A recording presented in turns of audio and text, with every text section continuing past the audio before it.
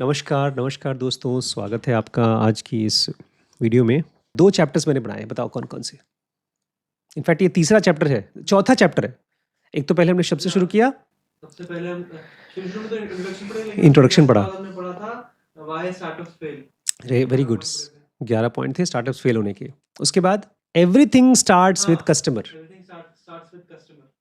और अब हम पढ़ रहे हैं product is market. Product is market. अब प्रोडक्ट इज़ मार्केटिंग के बारे में शुरू करते हैं। हेनरी डेविड थरो बोलते हैं, it's not enough to be busy, so are the ants. The question is what are we busy about. खाली बिजी होकर कोई फायदा नहीं है, वो तो चींटियां भी बिजी है। सवाल ये है कि तुम किस चीज के साथ बिजी हो। Apple is dedicated to building products that make people's lives better, often in ways that we couldn't have even imagined, enabling them to things that they have never done before. Susan Prescott, Apple's Vice President of Worldwide Developer Relations and Enterprise and Education Markets. अभी recently अमन ने बताया कि Apple ने अपने laptops का rate बहुत slash कर दिया। जो अमन का लैपटॉप है वो 3.5 लाख रुपए का है, लेकिन उतना ही पावरफुल लैपटॉप, थोड़ा बहुत कन्फिग्रेशन नीचे है। एप्पल उसका है M2 chip, but M4 chip का 1.25 लाख का, और यहाँ तक कि 70,000 तक का भी बता रहा था मिल जाएगा only with air, MacBook air के साथ, एयर के प्रो साथ। के साथ नहीं है। लेकिन क्यों? बिकॉज वो अपने प्रोडक्ट को, अपने AI को चाहते हैं कि ज़्यादा से ज़्यादा लोग यूज़ करें, उसके डाटा से उनका AI स्ट्रांग हो। तो एप्पल बहुत अच्छे प्रोडक्ट बनाता है ताकि लोगों की लाइफ को अच्छा हो जाए, चेंज हो जाए, जो हम इमेजिन नहीं कर सकते, वो ब्ला ब्ला ब्ला। The first big challenge that confronts every entrepreneur who is starting up is that of building a product. जो सबसे बड़ा और पहला चैलेंज होता है किसी भी एंटरप्रेन्योर का, वो है product banana. Building a product is not easy.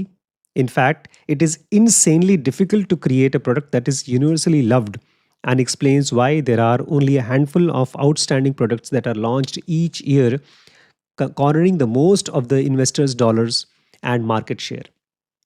सच पूछिए तो प्रोडक्ट बनाना आसान नहीं है, ये तो बात छोटी है। इनसेनली डिफिकल्ट है, मतलब दिमाग से आप थक जाएंगे, उससे भी ज़्यादा डिफिकल्ट है। इसलिए बहुत कम प्रोडक्ट्स ऐसे हैं जिनको यूनिवर्सली प्यार होता है। बहुत बड़ी बड़ी कंपनीज के पास, बहुत बैंकों के पास तो बहुत पैसा है, लेकिन वो भी ऐसा प्रोडक्ट नहीं बना पाती। ऐसे प्रोडक्ट जो कि इन्वेस्टर्स का पूरा पैसा सोख लेती हैं, ऐसे प्रोडक्ट जो कि मार्केट शेयर पूरी तरह से कब्जा कर लेती है, ऐसे बहुत कम है। Building products is both an art and science.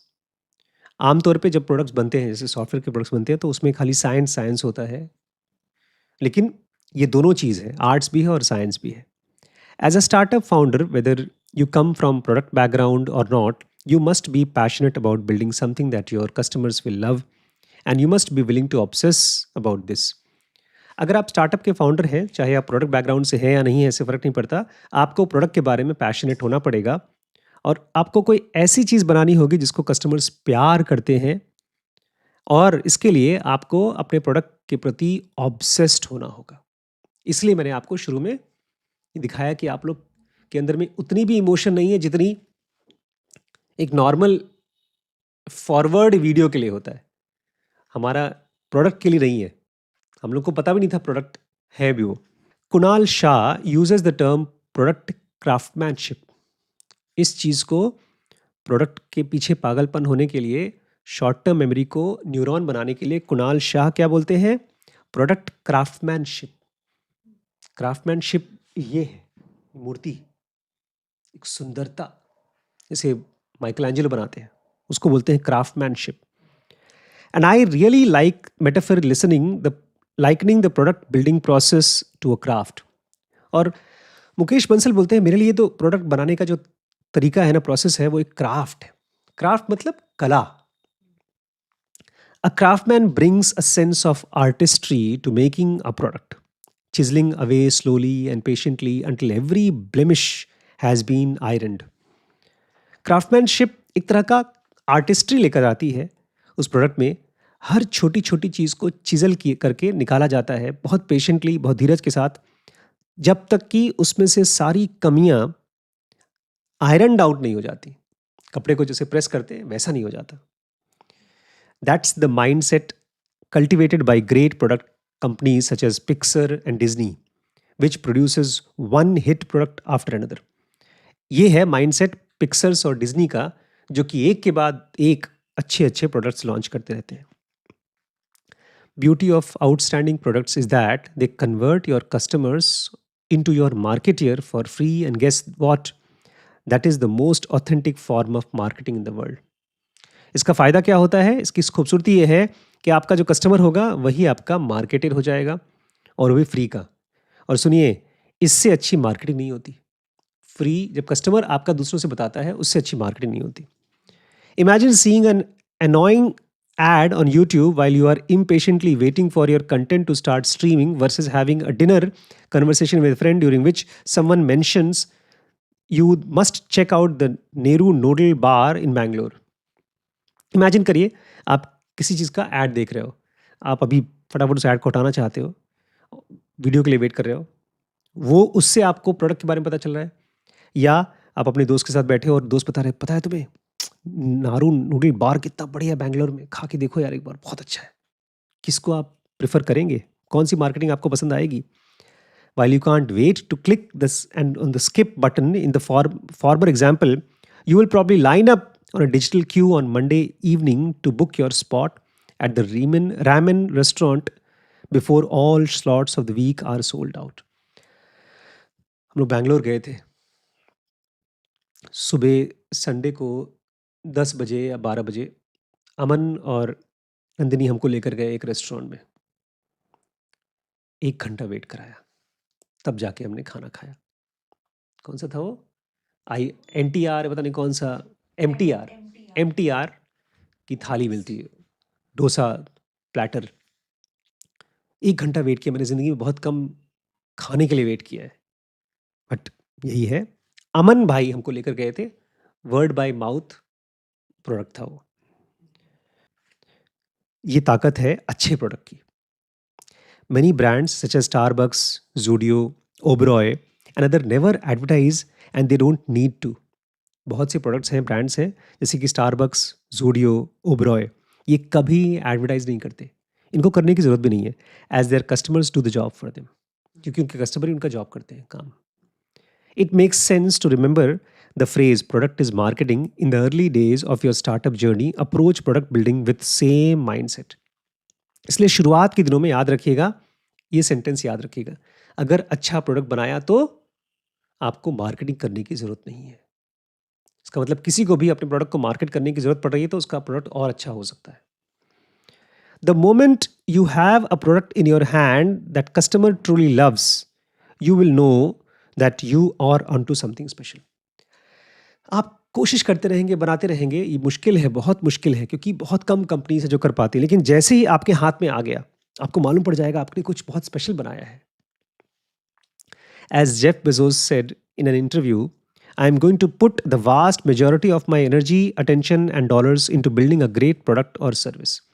Jeff Bezos बोलते हैं, मैं बहुत टाइम, अपना दिन भर का बहुत टाइम, अपनी रिसोर्सेज, अपनी एनर्जी, अपना अटेंशन, अपना पैसा खर्च करूंगा एक बहुत अच्छा ग्रेट प्रोडक्ट या तो सर्विस बनाने के लिए, and put a smaller amount into shouting about it, marketing. और मैं बहुत कम एनर्जी खर्च करूंगा उसके बारे में चीखने के लिए। चीखना मतलब मार्केटिंग करना। Because I know if I build a great product or service, my customers will tell each other. Jeff Bezos बोलते हैं, क्योंकि मुझे पता है अगर मैंने अच्छा प्रोडक्ट बना लिया तो मेरे कस्टमर से चीख चीख के लोगों को बता देंगे। Have you ever seen an ad for Sriracha, a famous hot sauce that everybody loves to put on everything? क्या आपने कभी ऐड देखा है? श्रीराचा नाम का एक बहुत फेमस सॉस है जो हर आदमी हर चीज़ पे डालता रहता है। जैसे आप लोग वो डालते हो, मैगी मसाला डालते रहते हैं, ऐसा कुछ। You probably haven't because Huy Fong Foods, the company behind it, does not advertise. आपने उसका ऐड देखा नहीं होगा क्योंकि उसका ऐड कभी बनाई नहीं। उसके फाउंडर हे फॉन्ग फूड्स कभी बनाते, उसका ऐड नहीं बनाते। CEO David tram, a Chinese origin immigrant from Vietnam, created the Sriracha hot sauce for Asian community in America. America में जो लोग एशियन रहते हैं उनके लिए ये सॉस बनाया गया था, hot sauce sriracha. Early on, the company started supplying Asian chefs and restaurants, and that formed a foundation of its word of mouth popularity that continues today. शुरुआत में इसको मार्केट में लॉन्च नहीं किया गया था, इसको बनाया गया था खास तौर से एशियन शेफ्स के लिए और रेस्टोरेंट्स के लिए, और वहाँ से ये फेमस हो गया। आज भी चल रहा है। Despite brand not even having a website और social media presence for much of its existence, sriracha has become a cult product. इस प्रोडक्ट का तो कोई वेबसाइट नहीं है, कोई सोशल मीडिया प्रेजेंस नहीं है, फिर भी एक कल प्रोडक्ट है। Sriracha has become it has inspired entire cook books. इससे इंस्पायर होकर लोगों ने कुक बुक्स लिखी हैं।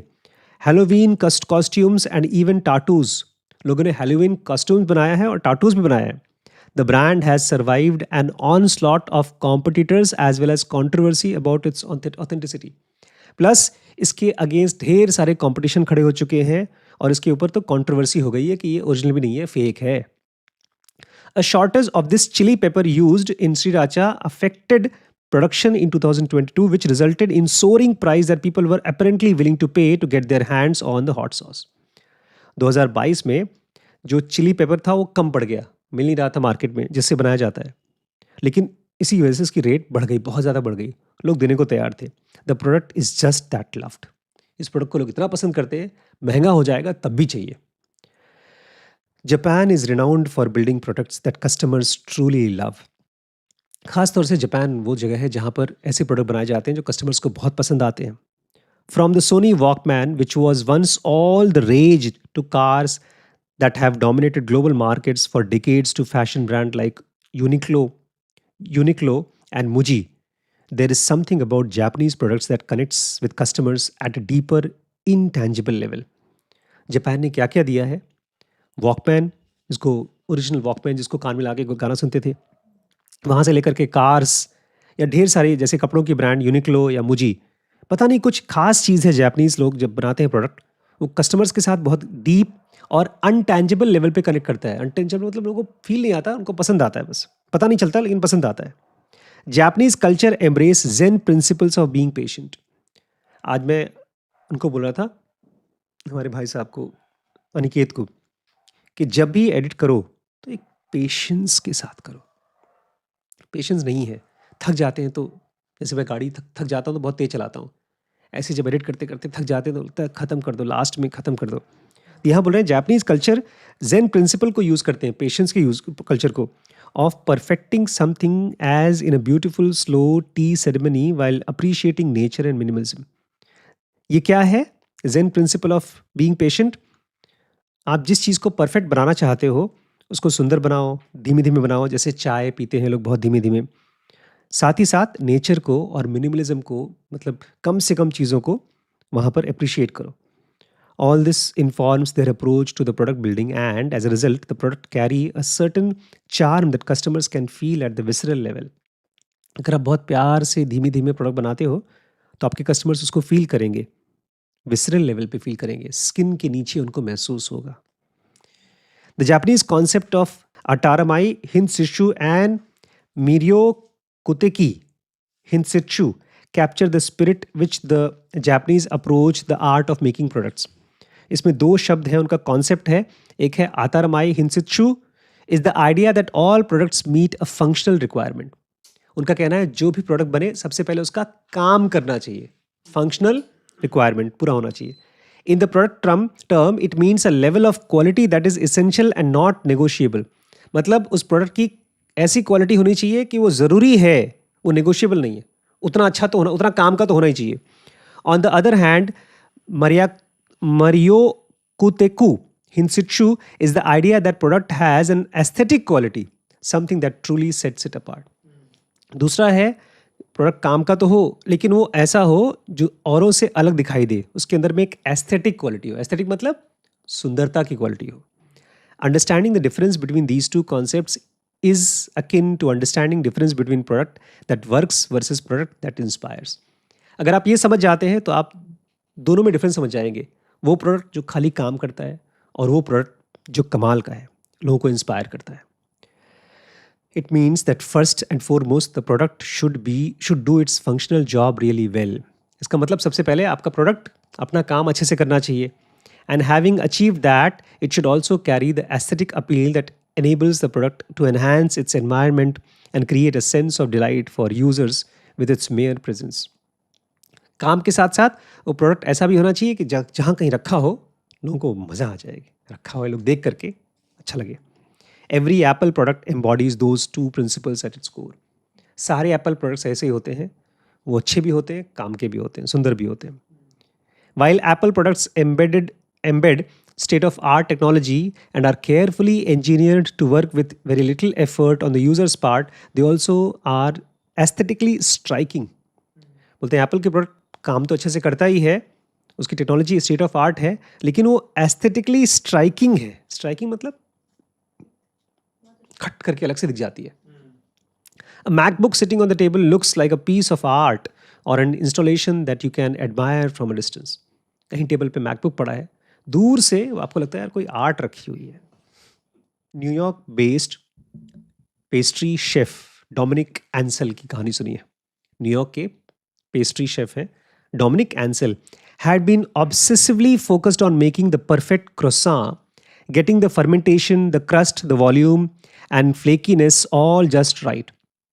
जैसे हम लोग एक बार क्रोसान बना रहे थे, ऐसे ये भी क्रोसान बना रहे थे, लेकिन परफेक्ट क्रोसान बना रहे थे जिसमें उनको फर्मेंटेशन एकदम सही होना चाहिए, क्रस्ट एकदम सही होना चाहिए और उसका वॉल्यूम, उसका फ्लेकीनेस सब कुछ एकदम परफेक्ट होना चाहिए. One day his staff challenged him to make a donut. So Ansel decided to draw on its croissant expertise, and after dozens of tests, the Cronuts was born. तो एक दिन उनके किसी स्टाफ ने चैलेंज किया कि आप क्रोसान तो अच्छा बना लेते हो, डोनट्स बना के दिखाओ.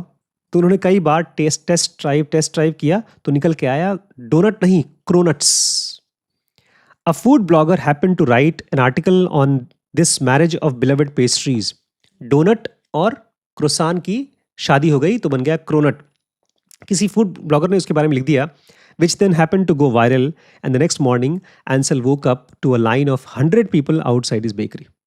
वो कहानी इतनी फेमस हो गई कि अगले दिन उसके बेकरी के सामने 100 लोग खड़े थे लाइन लगा के. You have probably read about how the cronut craze unfolded, with other bakeries trying to copy Ansel's creation and even the rise of a cronut black market. आपने शायद सुना हो, इसकी कहानी सुनी हो, किस तरह से क्रोनट क्रेज पूरी तरह से फैल गया और लोगों ने अपने यहाँ बनाने की भी कोशिश की, एंसल की कॉपी करने की कोशिश की और क्रोनट्स का ब्लैक मार्केट हो रहा था, महंगा करके बेच रहे थे लोग. And you like many others must have wondered about Ansel's marketing gimmicks and budgets. और आप सोच रहे होंगे कि इसने अपना कितना मार्केटिंग बजट रखा होगा, क्या तरीके हैं इसके, ट्रिक क्या है. The bakery must have used to draw hundreds of people who were queuing up outside at 6 a.m. every day. लोग रोज सुबह 6 बजे आकर के इसके सामने खड़े हो जाते थे. कैसे मार्केटिंग करता है ये. हमारे यहाँ कचौड़ी वाला है ना, सी सुबह कचौड़ी, कौन, पिन्नी वाले नहीं, लवली कचौड़ी वाले. अभी the truth though is that there is no marketing. सच्चाई ये है कि इनकी कोई मार्केटिंग नहीं है. At that time Dominic Ansel Bakery was a tiny neighborhood business with a staff of 4 people. उस समय छोटी सी कंपनी थी, छोटी सी दुकान थी जिसके पास खाली 4 वर्कर्स थे. The cronut was the result of a pastry chef paying obsessive attention to detail, a perfectionist bringing his technical expertise to a new product which customers loved. Secret ये है कि ये एक पेस्ट्री का शेफ था जो कि डिटेल्स के लिए बहुत ऑब्सेस्ड था, एक परफेक्शनिस्ट जो कि अपना टेक्निकल एक्सपर्टाइज किसी नए प्रोडक्ट में लगा रहा था जो कि कस्टमर्स को पसंद आ गया. It helped customers felt seen and cared for when the bakery staff served them hot chocolate with as they waited in line. और जब वो देते थे अपने कस्टमर्स को तो कस्टमर्स को फील होता था केयर्ड, किसी ने केयर करके बनाया है, और हॉट चॉकलेट के साथ वो उनको देते थे. When Ansel was asked about his next big viral pastry, he said that he wasn't trying to create something gimmicky. He just wanted to make delicious pastries that his customers loved. जब अंसल को पूछा गया कि आप क्या है, आपका trick क्या है, तो बोलते मैं कोई ट्रिक विक नहीं है यार, अच्छी पेस्ट्री बनाने की कोशिश करता हूँ जो कस्टमर्स को पसंद आए. Even with all the money in the world, you cannot recreate cronuts, he said on Reid Hoffman's Masters of Scale podcast.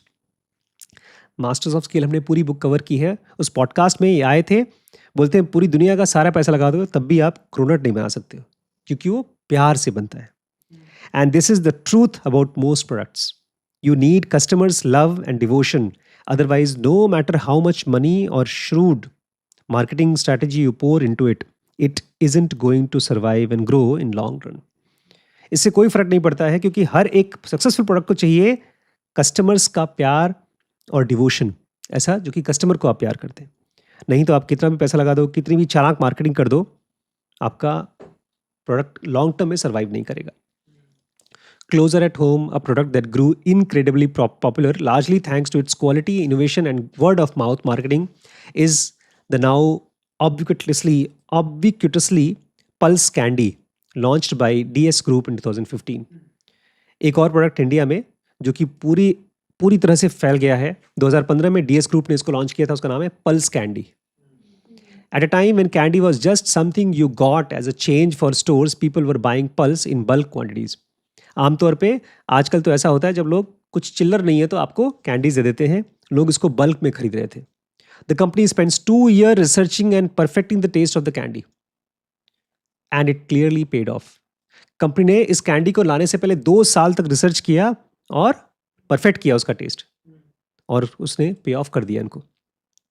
The familiar कच्चा आम और raw mango flavor of the boiled candy with its surprising tangy and salty center captured the taste buds of the entire population.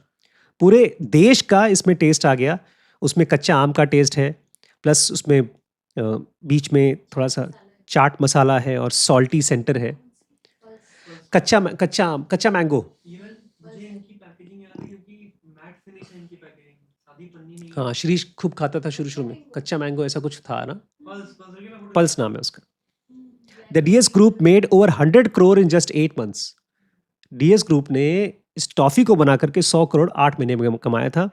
This is a lot when you think about the fact that candy cost just 1 rupee a piece and that company spent nothing in advertising. और ये बहुत पैसा है क्योंकि company ने 1 रुपए का एक पीस बिकता है और इसमें कोई मार्केटिंग में पैसा खर्च नहीं किया गया। Instead, they ensured that Pulse was available in every little corner shop across Indian cities and relied on people loving the taste and telling their friends about it. एक ही चीज़ का भरोसा था कि हम इसको सब दुकानों में छोड़ दें और लोग जब खाएं अपने दोस्तों को बताएं तो मिलना चाहिए।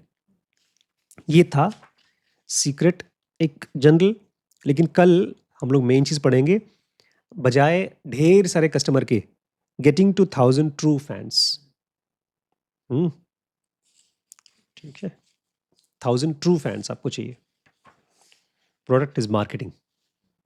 ध्यान रखिएगा, केवल केमिकल चेंज क्रिएट किया है मैंने, कल वो खत्म हो जाएगा। ये तो मुझे पहले भी आता, जब मैंने पढ़ा था पहली बार, जब बुक आई थी यही चैप्टर पढ़ा था मैंने। तो थियरी मत बना दीजिएगा, इसको प्रैक्टिस बनाइएगा।